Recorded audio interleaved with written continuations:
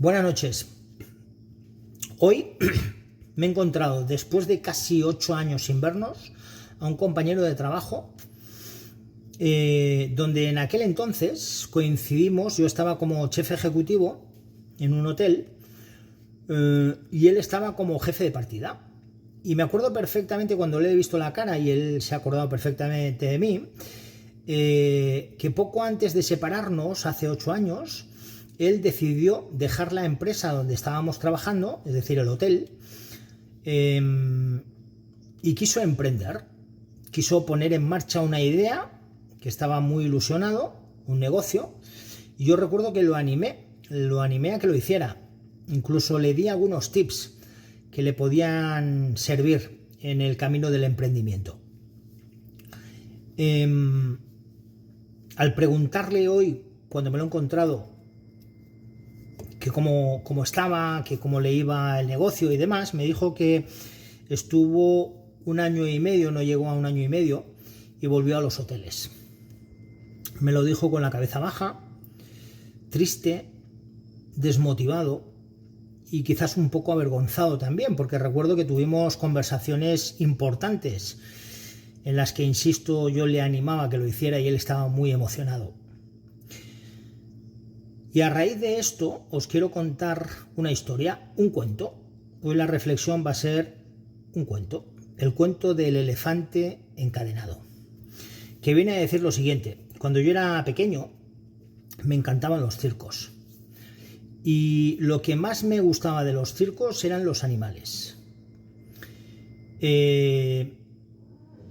Especialmente el que más me llamaba la atención era el elefante. Durante la función, la enorme bestia hacía despliegue de su peso, tamaño y fuerza descomunal. Pero después de su actuación, y hasta un rato antes de volver al escenario, el elefante quedaba sujeto solamente con una cadena que aprisionaba una de sus patas a una pequeña estaca clavada en el suelo.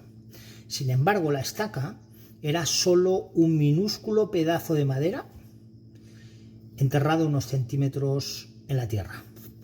Y aunque la cadena era gruesa y poderosa, me parecía obvio que ese animal, capaz de arrancar un árbol de cuajo con su propia fuerza, podría con facilidad arrancar esa estaca y huir.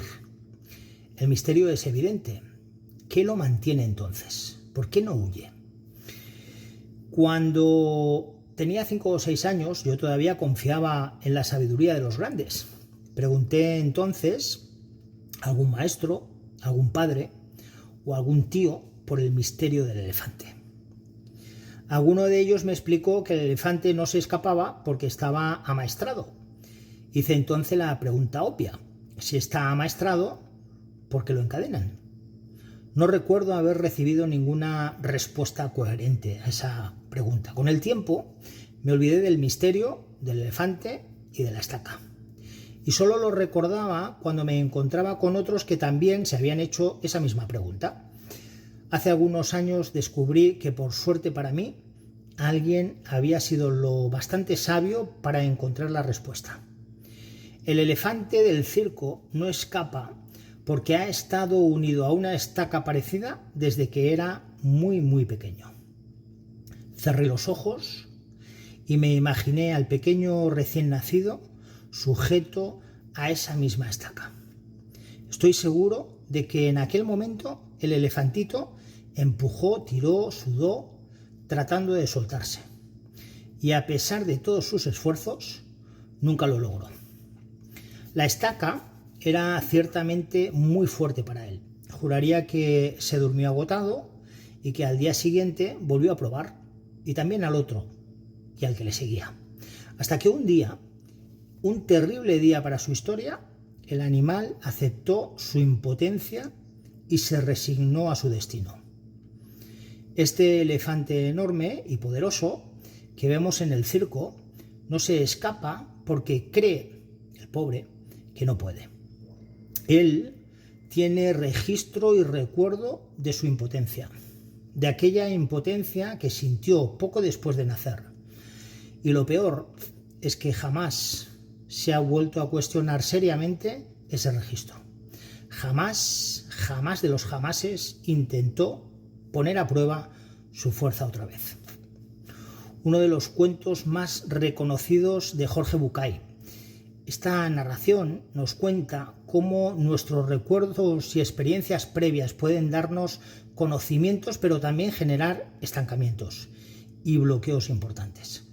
Esos bloqueos que nos impiden y que pueden sabotearnos aun cuando la causa original ya no está presente.